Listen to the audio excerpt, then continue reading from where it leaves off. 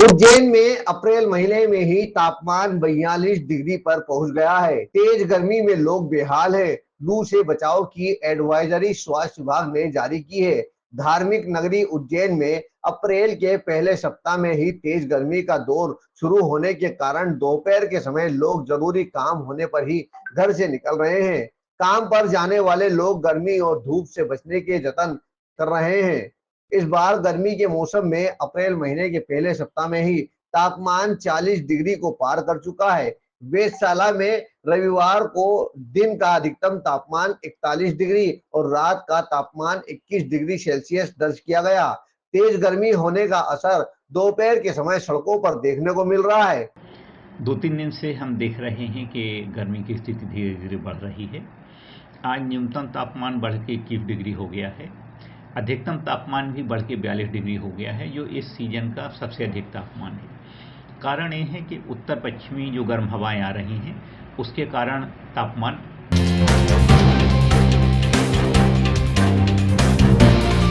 उज्जैन के इंदिरा नगर क्षेत्र में युवक द्वारा अपनी पत्नी पर चाकू से हमला कर दिया गया। नागझीरी थाना क्षेत्र में रहने वाली महिला सुबह सिलाई कंपनी में काम करने पर जाने के लिए घर से निकली थी। महिला अपने पति से अलग अपने मायके में रह रही थी, लेकिन आज जब महिला काम करने के लिए घर से जा रही थी, तभी कुछ ही दूरी पर उसे उसके पति ने रोक लिया और साथ में ससुराल चलने की गुहार लगाई। महिला के इनकार करने पर आरोपी पति ने महिला पर चाकुओं से हमला कर दिया। घायल अवस्था में महिला को उज्जैन के चरक अस्पताल में भर्ती कराया गया, जहां महिला का प्राथमिक उपचार चल रहा है। मेरे पति ने मुझे ना चाकू मारा। मैं सुबह काम पे जा रही थी फैक्ट्री में, तो पीछे से आके उसने हमला करा, गला पकड़ के मेरे को चाकू की मार दी। बोले मेरे साथ चल, मेरे साथ रह। मैं उसके साथ नहीं रह रही थी इसलिए।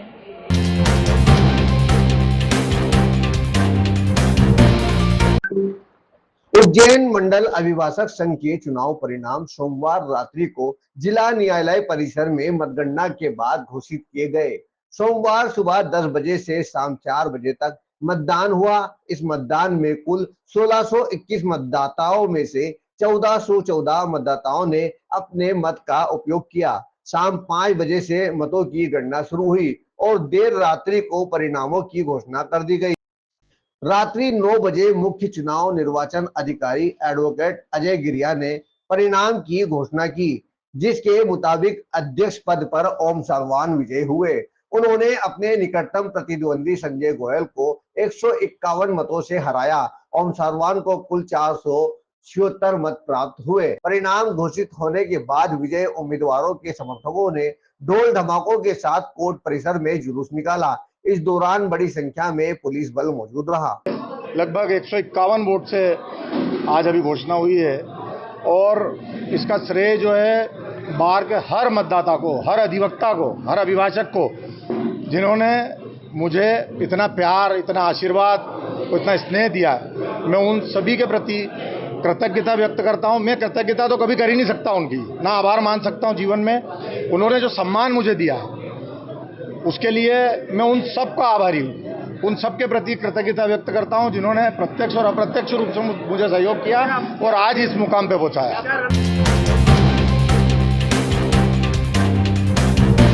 चैत्र नवरात्र की नवमी पर गोठड़ा माता मंदिर में आयोजित भविष्यवाणी कार्यक्रम में श्री महिषासुर मर्दिनी गोठड़ा माताजी ने लगभग 16 मिनट तक देश, समाज, राजनीति, मौसम और कृषि से जुड़ी अनेक घटनाओं की भविष्यवाणी की।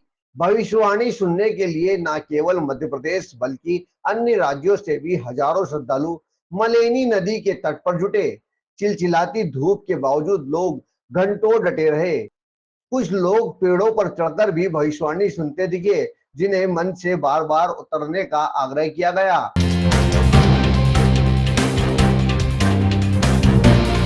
दमोह के मिशन अस्पताल में 7 हार्ट पेशेंट की मौत के आरोपी डॉक्टर नरेंद्र जॉन केम को पुलिस ने प्रयागराज से गिरफ्तार कर लिया है। आरोपी डॉक्टर को आज कोर्ट में पेश किया गया, जहां पुलिस ने 5 दिन की रिमांड मांगी।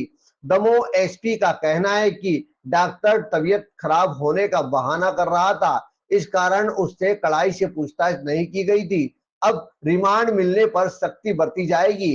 एसपी सूत कीर्ति सोमवंशी से मिली जानकारी के अनुसार आरोपी डॉक्टर पुलिस को गुमराह करने का प्रयास कर रहा है। अभी तक की पूछताछ में उसने बताया कि वह जर्मनी गया था। उसके पासपोर्ट से इस बात की पुष्टि कर रहे हैं वह उत्तराखंड नहीं बल्कि कानपुर का रहने वाला है और उसका असली नाम विक्रमादित्य नरेंद्र यादव है।